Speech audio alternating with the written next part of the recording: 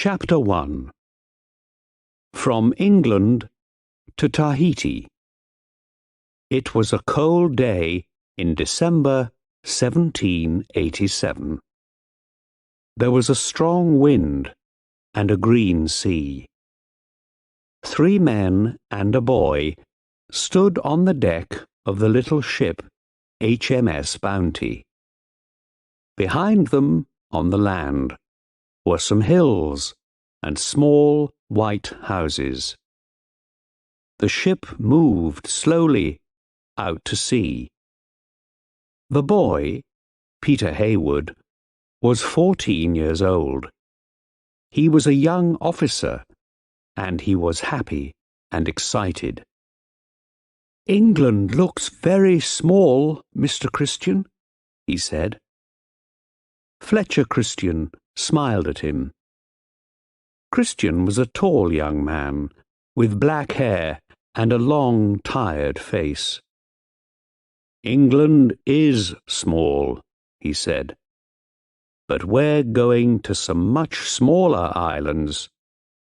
Tahiti, the Friendly Islands.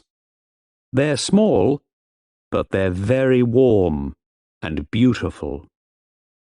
A sailor, John Adams, laughed. "That's right, Mr. Christian, sir," he said.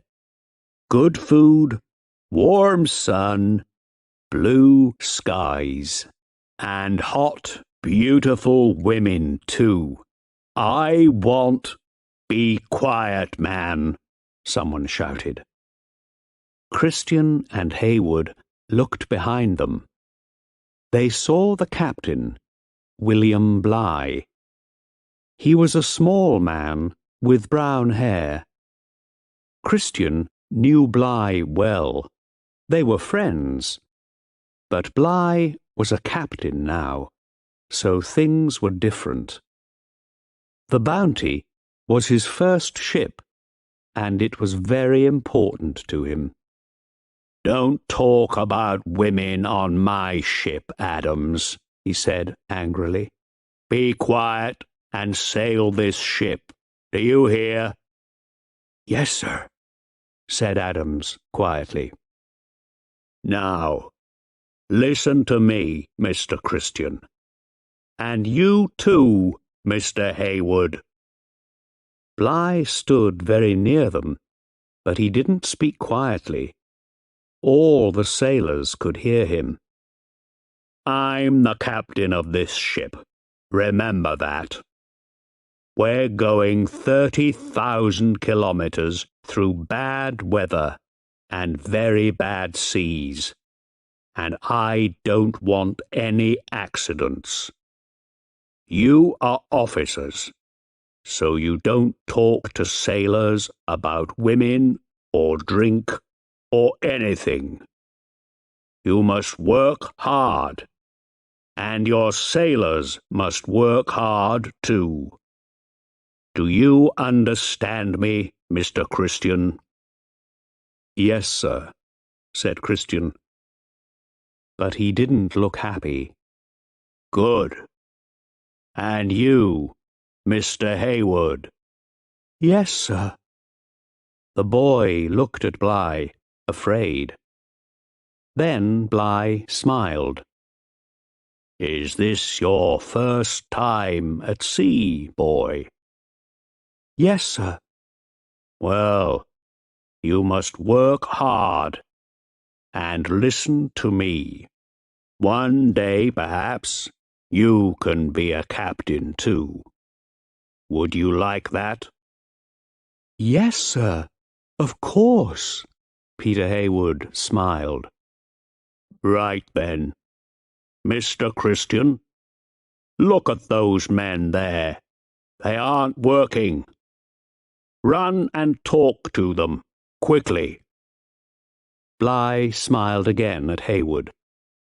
"In a happy ship, the men must work hard, but the officers must work harder. Do you understand, boy?" The Bounty sailed south across the Atlantic. For 10 days they were in a storm near Cape Horn, but they could not sail west because of the strong west wind. So they sailed east to South Africa, Tasmania, and Tahiti. There were 33 sailors on the Bounty and 11 officers. Bligh was the captain. Christian was his second officer. The ship was often wet and cold, but no one was ill. Once Bligh gave the sailors some apples, but they would not eat them because they were old and bad. Bligh was very angry. "Damn you men!" he shouted. "Apples are good for you. You eat them, I say." On the 26th of October, 1788, the Bounty arrived at Tahiti. The islanders came to the ship in big canoes with food. The king of Tahiti, Otto, was friendly. Bligh went to Otto's house and gave him things from the King of England. "Thank you, Captain," Otto said. "You are welcome here. I must give the King of England something too. But he's a rich man. What would he like? Do you know?" Bligh smiled. It was an important question. "My king is very rich, Otto," he said. "But we don't have any breadfruit trees in England. My king would like some for his people in Jamaica. Can I take some on my ship?" Otto laughed. "Of course," he said. "That's easy. Take lots of them. My people can help you." The Bounty stayed at Tahiti for 5 months, and by March there were 1,000 breadfruit trees on the ship. Tahitian children played on the ship, and in the evenings the sailors danced and sang with the women. One morning, some sailors and Tahitian women took a ship's boat to a different island. Bligh was very angry. When the sailors came back, he put chains on their legs. Then he shouted at his officers and men. "You men must stay away from these women," he said. "You must all listen to me and work hard for me and the king." Some officers kept pigs on the ship. Sometimes Bligh took the pigs from his officers. "I'm giving this food to the sailors," he said. "They need it, not you." April the 4th was the Bounty's last day in Tahiti. The ship was full of food and people. Otto and his family, all the sailors and their Tahitian friends. But nobody sang or danced. Everyone was quiet and sad. Peter Haywood saw John Adams with a Tahitian woman. She cried, and he talked to her for the last time. Then she got into a canoe and went back to the island. Peter stood near him sadly. The sun went down in the west. "Mr. Christian," shouted Captain Bligh, "are all the Tahitians off the ship?" "Yes, sir," Christian answered. "Good. Then we sail for Jamaica, and then back to old England." He looked at Peter. "Don't stand there, boy. Get to work. Look at all our beautiful breadfruit trees.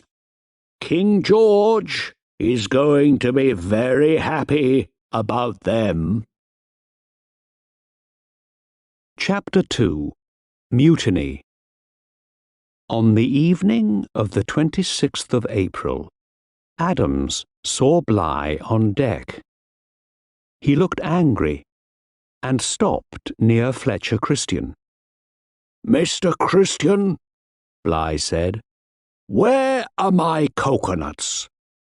I had 50 yesterday, and there are only 20 here now. Where are they? Do you know?" "No, sir," Christian said. "I don't know. I never saw them. I didn't take them. You know that." Captain Bligh looked at his tall young officer and said nothing. Bligh and Christian were once friends, Adams remembered, but not now. Bligh was often angry. Christian was always worried, afraid. Bligh said, "Mr. Christian, you took my coconuts. I know you did. You're my second officer, but all you officers take my things. God damn you all." At 4 o'clock that morning, Adams saw Christian again. It was a quiet night, and the ship moved slowly through the water. Christian had a piece of wood with him and a bag. His face was white in the moonlight. A young officer, George Stewart, talked to Christian. "What are you doing, Mr. Christian?" Stewart asked. "I'm in hell," Christian said. "Bligh doesn't like me, or any of his officers. I must leave the ship." "Leave? What are you talking about? How?"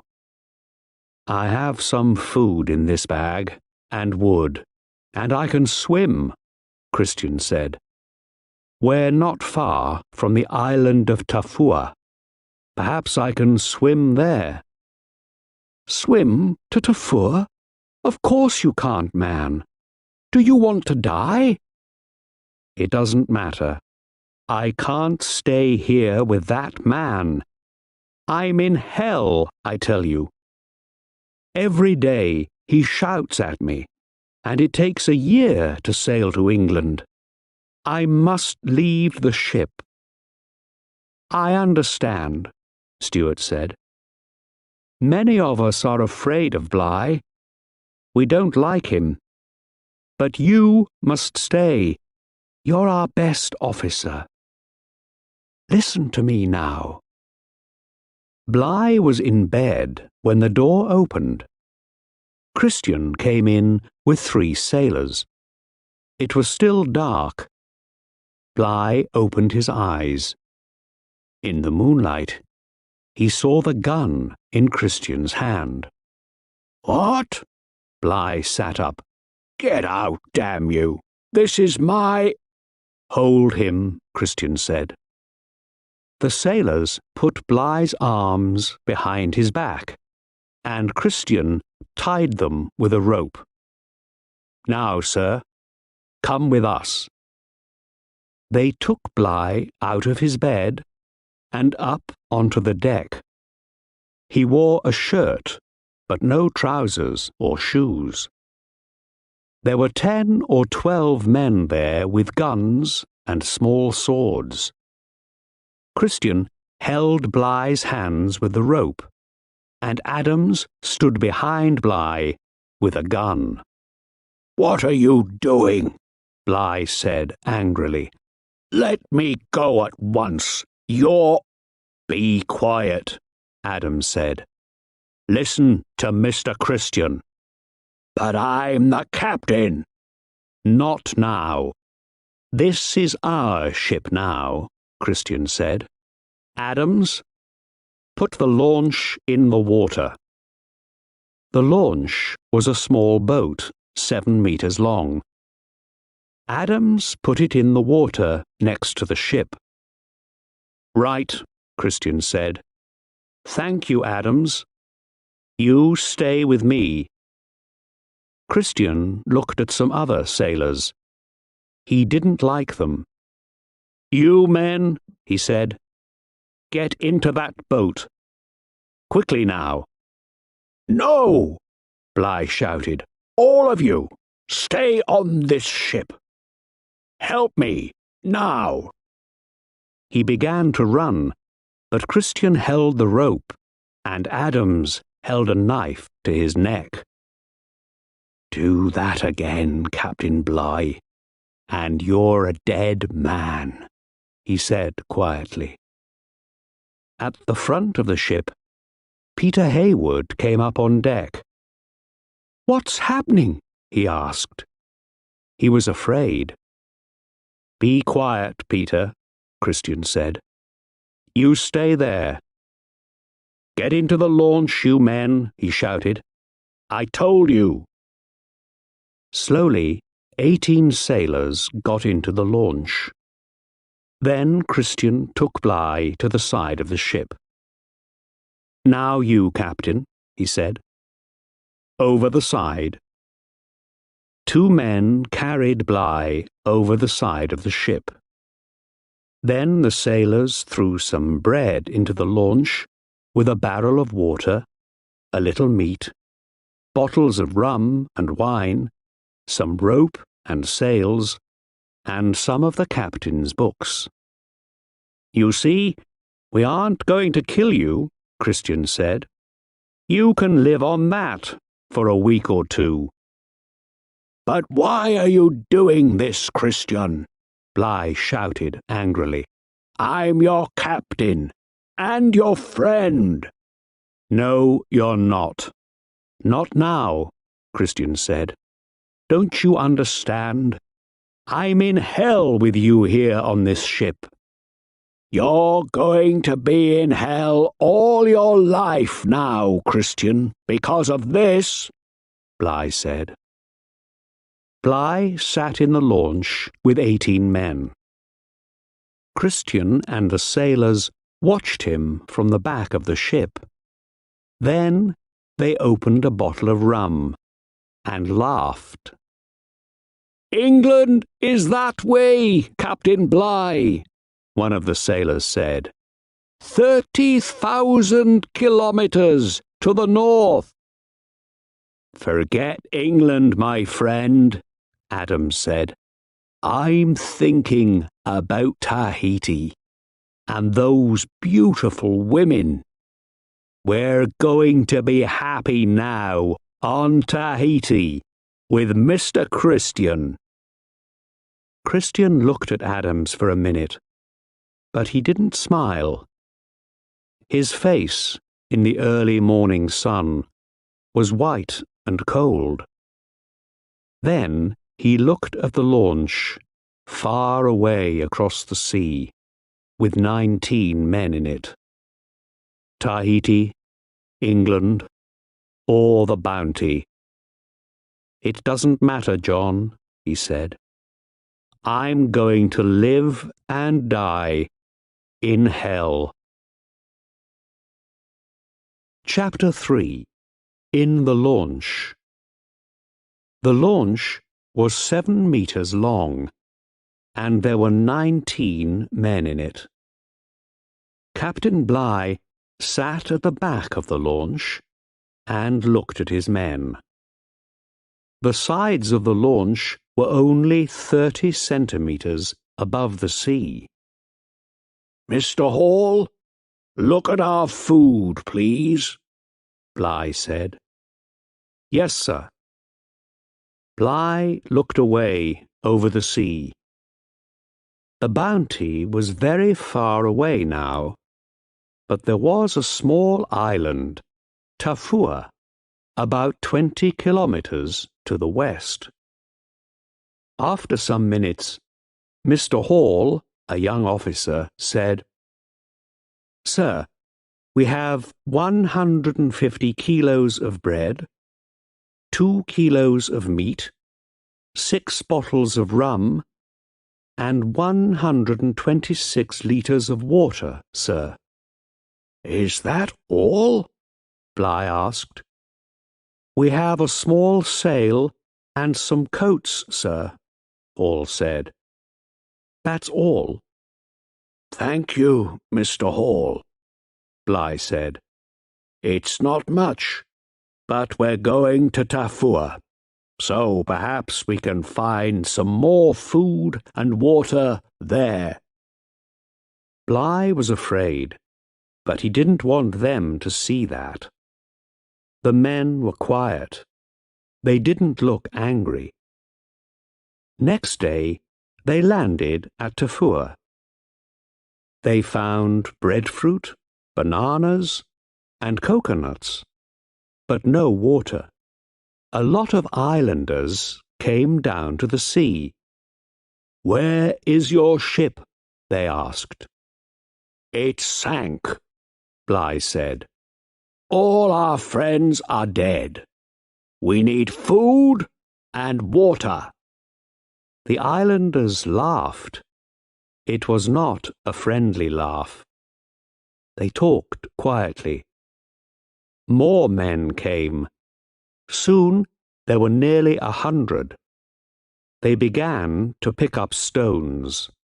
"Get back into the boat," Bligh said. "Quickly, now." But the islanders killed one man with stones.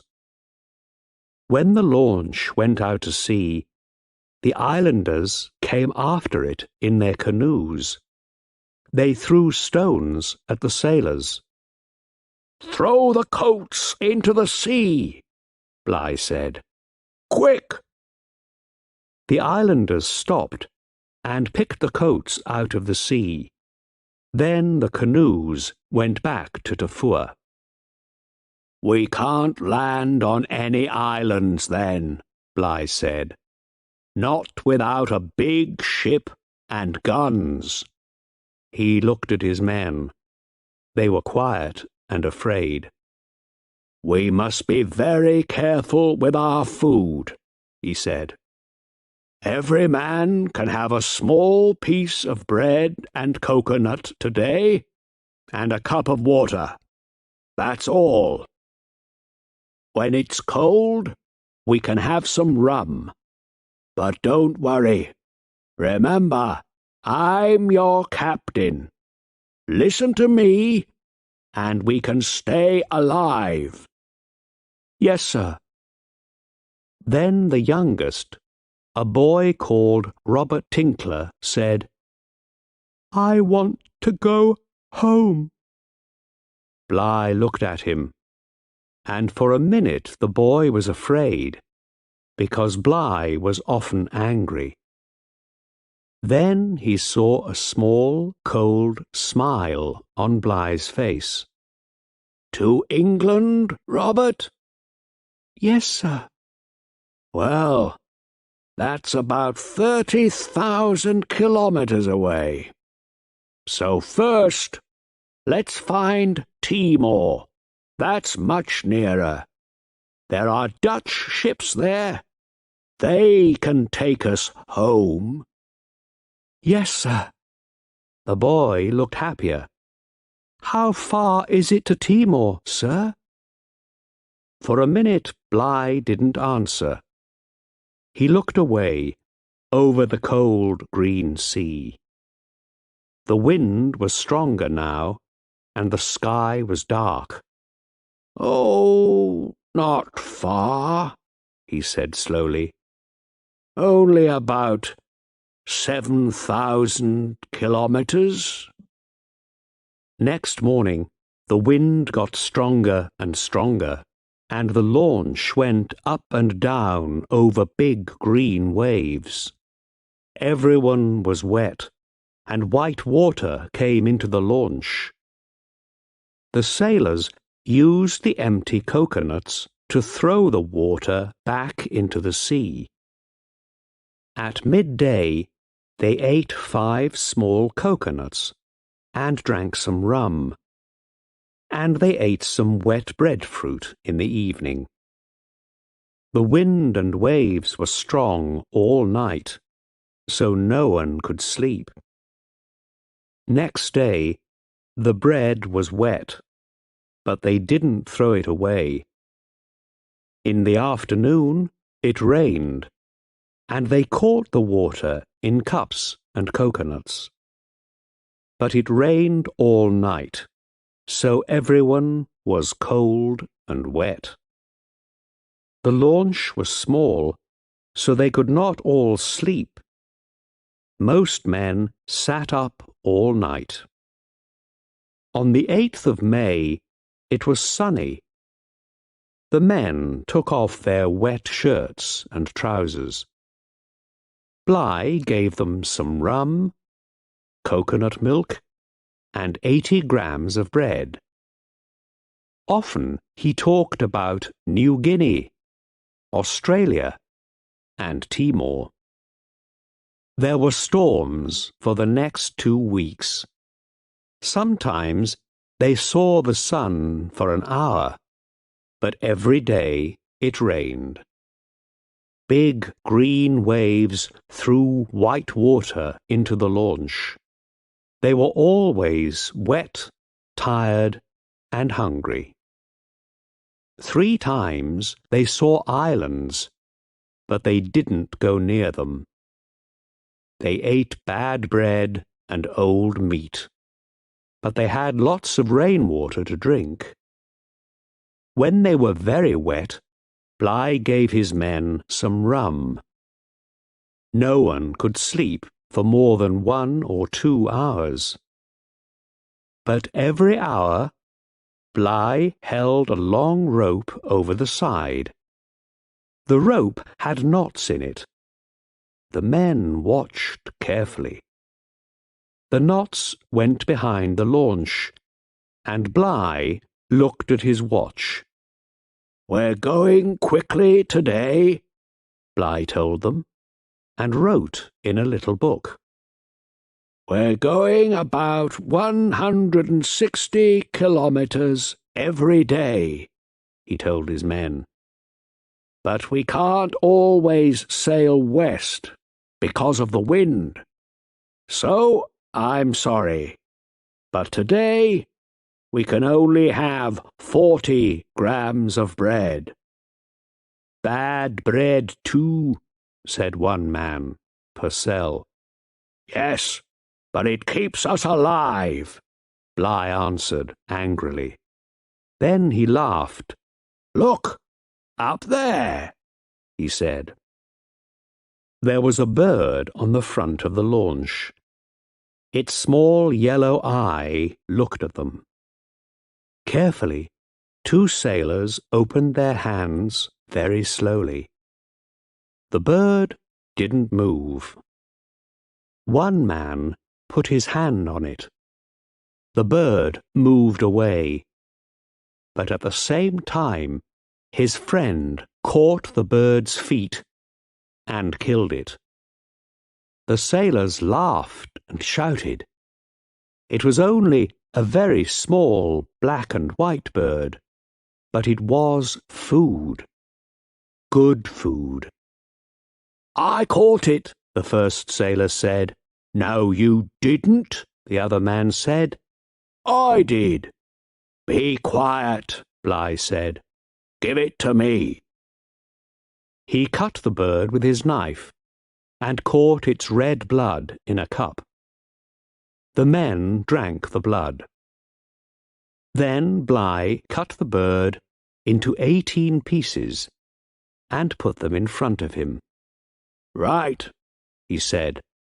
"Friar, sit here, with your back to the bird. Now, I have 1 piece of the bird in my hand." He held up a piece of its leg. "Tell me, Friar, who shall have this?" Leadwood, Friar said. All right. Bligh gave the piece to Leadwood and picked up a second piece. And who shall have this? Hall. All right. No one was angry because Friar couldn't see the pieces. Everyone watched. Bligh picked up the bird's head and feet. Who shall have this? He asked. Bligh, Friar answered. Everyone laughed, and Bligh looked at the head and feet sadly. Oh, well, he said, I know it's good for me. Slowly, he began to eat them. That evening, they caught a bigger bird and ate that too. Next day, they caught one more. Everyone was happy. Why are all these birds here? The boy Robert asked. Bligh smiled. Because we are near land, he said. On the 28th of May, at midnight, they saw white water in front of them. The Barrier Reef, Bligh said. A line of rocks under water. We must be careful. Ships often sink here. Take down the sail and move slowly. We must find a way through. They sailed slowly near the white, angry water. Then, after 4 hours, they found a way through. Behind the Barrier Reef, the sea was blue and quiet. They sailed quietly to a small island. They could sleep on the island and walk about. They began to look stronger, but they were 2,000 kilometers from Timor, so they could not stay long. After 6 days, they went to sea again, west towards Timor. The sun was very hot, and 2 men were ill. Bligh gave them some rum and the blood of birds. But they can't live much longer in a little boat like this, he thought. We're all tired and hungry. Someone is going to die soon. But it was not far now. Every hour, Bligh held the rope over the side and wrote in his little book. He watched the sun and the sea and the sky. And then, on the 11th of June, Bligh said, You cannot see it, but south of us there's a big island called Timor. They laughed and smiled and sang. Next day they saw the island, green trees and hills. 2 days later, they came to a town called Kaupang. There were some Dutch sailors by the sea. Bligh and his men walked up to them. Who are you? A Dutch officer asked. You look hungry and ill. Where are you from? I'm Captain William Bligh, of the English ship HMS Bounty. These men are English sailors. We left Tafua 41 days ago. Tafua? The Dutch officer asked. Where is that? It is a small island about 7,000 kilometers away. We came in that small launch. My God, 41 days in that. The Dutchman looked at the launch, and for a minute he said nothing. Then he asked, "Did many of you die?" Bligh smiled. "Oh, no, only one. And the islanders on Tafua killed him. 17 men left Tafua with me, and 17 men are here now, alive." Chapter 4. The Pandora. On the 14th of March, 1790, Bligh and his men arrived in England. When he told the story of the mutiny, English people were very angry. They sent Captain Edwards in the Pandora to Tahiti. On the 23rd of March, 1791, the Pandora arrived in Tahiti. Captain Edwards and his men looked carefully at the island. They could see a lot of trees and small houses, but no English ship. Then a small canoe came out to the Pandora. The 3 men in the canoe shouted and smiled. "I think they're Englishmen, sir," a sailor said. "All right," Captain Edwards said. "They can come on the ship. Perhaps they can tell us something." The 3 men were brown and strong, but they wore English sailors' hats and trousers. One of them, a boy about 18 years old, smiled at Edwards. "Good morning, sir. My name is Peter Hayward. I'm a young officer from the Bounty. This is Mr. Stewart and Joseph Coleman, a sailor." "Yes, I see," said Edwards. "3 of you. Where are your friends? Where is Mr. Christian and the Bounty?" Hayward looked worried. "Mr. Christian? He sailed away in the Bounty, sir. A year ago, I think. But we didn't go with them. We waited for you. We aren't afraid." "I see," Edwards said. He looked at them carefully. "All right, then. Tell me your story. What happened after Christian put Captain Bligh in the launch?"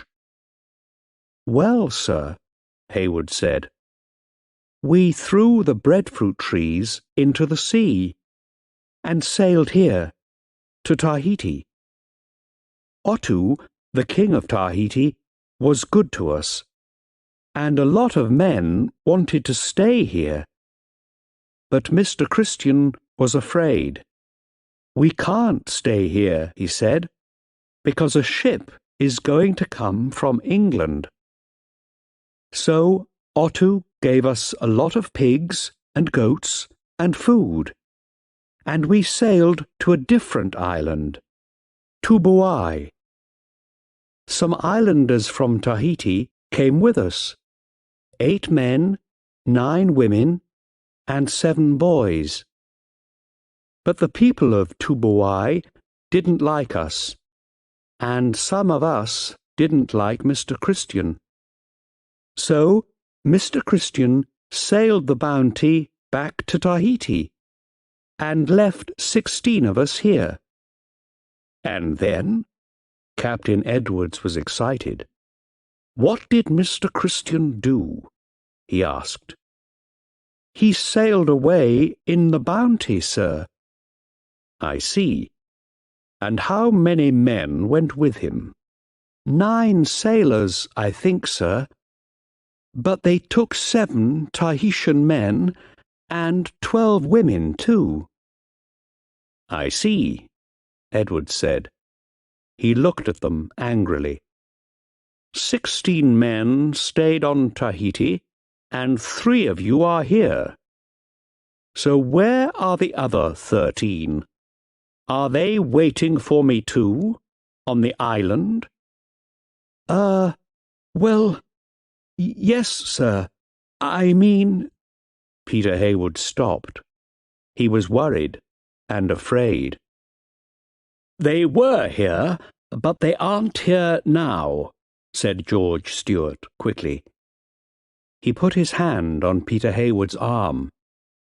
"They sailed away too." "Oh, did they?" Captain Edwards asked. "When?"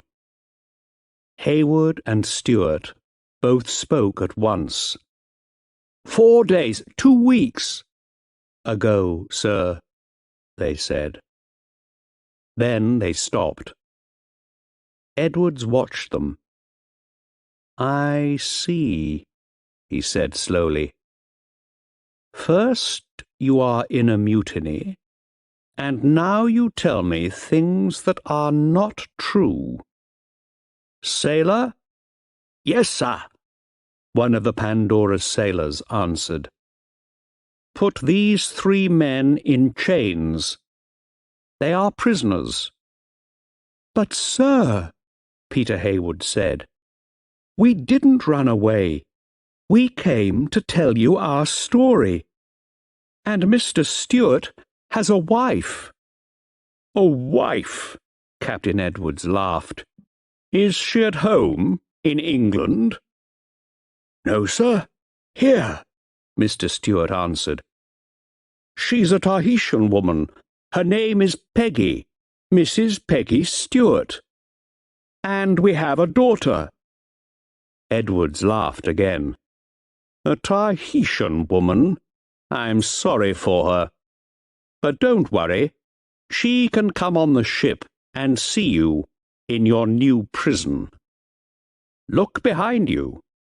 We have a wonderful prison for you and your friends. Look." The 3 sailors looked behind them. On the deck of the Pandora was a wooden box, about 2 meters high and 4 meters long. It had a small door, but no windows. The Pandora's sailors put the prisoners in the box, with chains on their arms and legs. Captain Edwards laughed. "There. Are you happy now?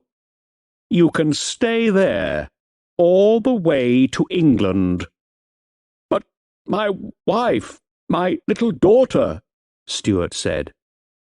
The door closed in his face. "We didn't put Bligh in the launch. Christian did. We came to tell you everything." Edwards laughed, and Peter Heywood said nothing. Captain Edwards caught 11 more men and put them in the Pandora's box too. Their Tahitian wives and children came on to the Pandora and cried, but Captain Edwards didn't open the door. For 3 months, the Pandora sailed to different islands, and the prisoners stayed in the box. But Edwards couldn't find Christian or the Bounty, and so he began to sail home. Near Australia, the Pandora hit the Barrier Reef. Water came into the ship, and the sailors couldn't stop it. After 12 hours, Captain Edwards said, "We must leave the ship. Get into the boats, men." The prisoners could hear the noise outside, and water came in through the door. Captain Edwards took 3 prisoners out, but then he closed the door. "What about us?" Peter Heywood shouted. "Please, Captain, open the door. Why are you leaving us in here?" "Be quiet, boy," said Captain Edwards. "We're working hard now. The ship is sinking." "But we're going to die," We can't move, George Stewart shouted. Open the door! But Edwards closed the door, and no one helped them. Outside, the first sailors got into the boats and rowed away. Inside the box, the prisoners hit the walls and shouted, but they couldn't move because of the chains. After an hour, a sailor opened the door and helped them out of their chains. But there was very little time. All of them got their legs free, but some couldn't get their arms free.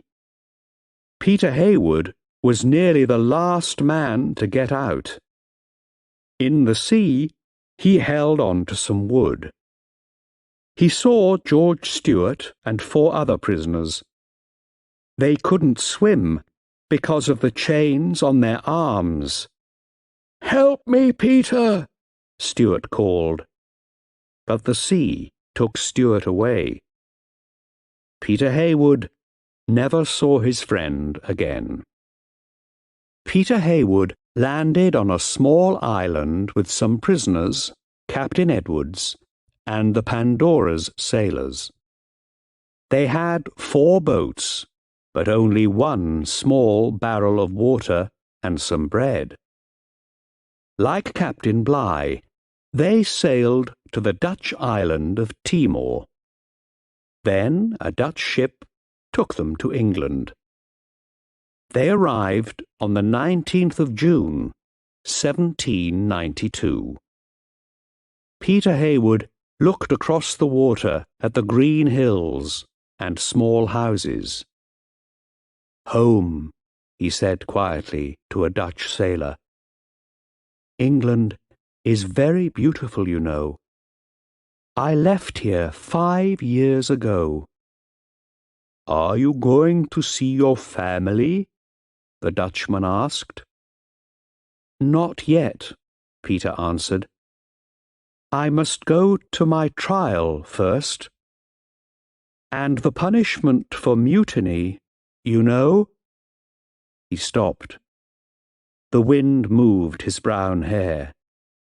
The Dutchman put a hand on his arm. "I know, Peter," he said sadly. "The punishment for mutiny is death."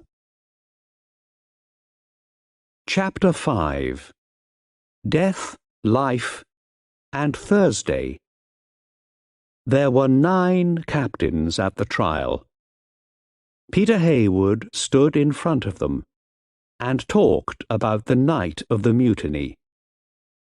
"It was 4 years ago," he said. "I was a young officer, 15 years old. When I came up on deck, Captain Bligh was Mr. Christian's prisoner. How could I help him? I didn't have a sword or a gun. Mr. Christian put Captain Bligh and 18 men into the launch." One of the 9 captains asked, "Did you try to help Captain Bligh, Mr. Heywood?" "No, sir, I couldn't. Christian and his men had swords and guns. I had nothing." A different captain asked, "Did Mr. Christian do the right thing then? What do you think?" "No, sir, of course not." "But you didn't get into the launch with Captain Bligh. Why not?" "I couldn't, sir. It was full. There were 19 men in it. It nearly sank without me." "Did you say anything to Captain Bligh?" No, sir, I didn't. Some men did, but not me." "So, Mr. Heywood, you were an officer on the Bounty, and you saw this mutiny, but you did nothing. You just stood and watched. Is that right? Yes, sir. Peter Heywood was afraid now. I was very young then, sir. You were an officer. An officer must always help his captain. Wait there. The 9 captains walked out of the room. Peter waited for a long time. His mother and sister were with him, but he felt afraid. Then the captains came back, and the oldest captain said, Peter Heywood, because you did not help Captain Bligh, we say you helped the mutiny. And there is only one punishment for mutiny: death. Do you understand? Peter's face was white, and he felt ill. But he said quietly, Yes, sir. I understand. 2 days later, he saw the oldest captain again. There was a small, cold smile on his face. Mr. Heywood, I have a letter from the king. The older sailors must die, but because you were a young boy on the Bounty, the king says you can live. You can go, Mr. Heywood. You are a free man. Oh, sir, thank you. Thank you very much. Peter Heywood lived for many years. 20 years later, he was a captain of a ship, like Captain Bligh. Captain Bligh went back to Tahiti and took some more breadfruit trees to Jamaica. After that, he sailed many more ships. He was an important man. He died in 1817. But what happened to the Bounty and Fletcher Christian? For years, no one knew. Then, 20 years after the mutiny, in 1809, an American ship, the Topaz, visited a small island called Pitcairn. When the captain of the Topaz came home, he had an interesting story. And 5 years after that, in 1814, 2 British ships, the Briton and the Tagus, arrived. Pitcairn was a small island with nowhere good for ships to land, but a canoe came out through the white water to the British ships. The men from the canoe came on to the Briton and looked for the captain, Sir Thomas Staines. "Good afternoon," he said. "Who are you?"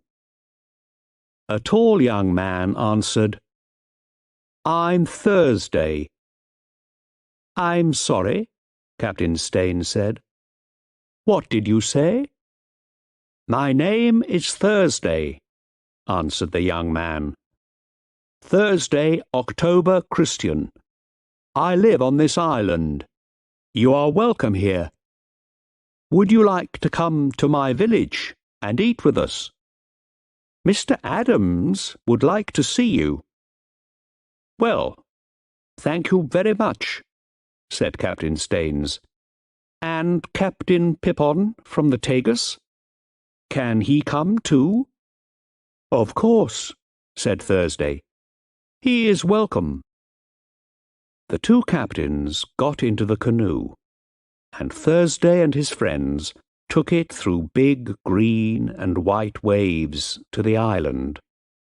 Near the beach was a small village. "How many people live here?"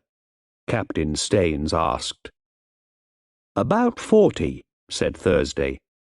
"Here is our king, John Adams. An old man with white hair came towards the two captains. He wore trousers and an English sailor's shirt. "Good afternoon," he said. "My name is John Adams, of HMS Bounty. Welcome to Pitcairn Island." Some old women gave the captains wonderful food, and John Adams told them his story. When the Bounty left Tahiti, Christian was very worried. "A ship is going to come from England," he said. "They want to kill me. They must never find us." So, when we landed here, we took all the pigs and goats and burned the Bounty. We stood by the sea and watched. Then we made our village. But Christian was always worried and afraid, and it was difficult to live here. The Tahitian men didn't like the English sailors.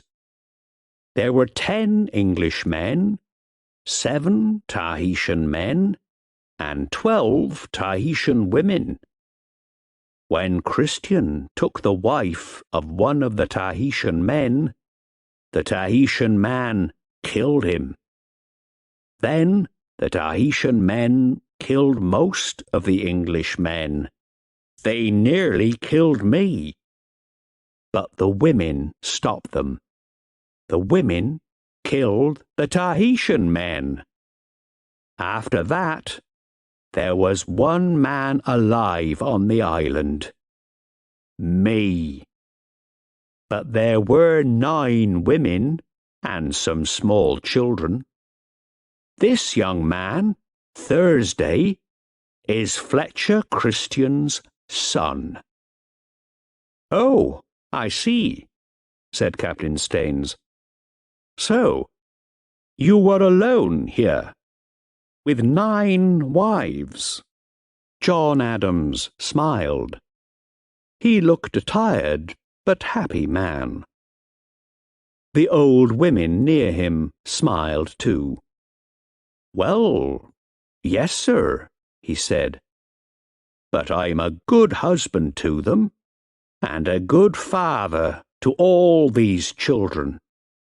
And, of course, now that these boys are men, they have wives too." "Do you all speak English?" Captain Pippin asked. "Yes, sir. English and Tahitian too. We have our pigs and goats and coconut trees, and we think about God every day, sir." "You are very happy," Captain Staines said. "We are, sir," John Adams said. "All of us. But," he stood up slowly, "I know why you are here. You are going to take me to England with you. I must die there." Captain Staines looked at him. The Pitcairn Islanders looked very sad, and some of the women began to cry. "What do you mean, man?" Captain Staines asked. "Well, Captain, I was in the mutiny against Captain Bligh. It was a long time ago, but I did it. I must take my punishment." "But, my God!" Captain Staines looked at Captain Pippin. "Of course, the man is right," he said. "But we can't do this. You're an old man, Mr. Adams, and you are happy here. Your wives and children need you. It was 20 years ago, man. People in England don't talk about the Bounty today, and Fletcher Christian is dead." "He is dead, but I'm not," John Adams said. "I helped him, and I'm here now, in front of you." "And this is your home," Captain Staines said. "You are an old man.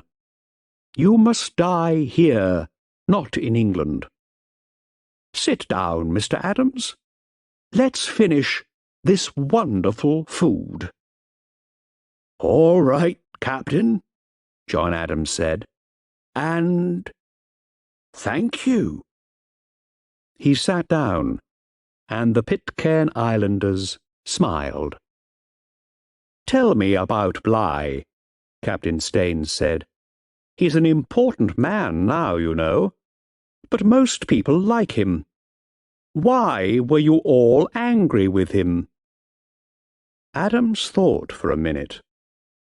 He looked up at the trees over his village and at the smiling faces of his wives and children. "Bligh?" he said. "Well, he was a good sailor, of course. We were angry with him, but I can't remember why. It's a very long time ago."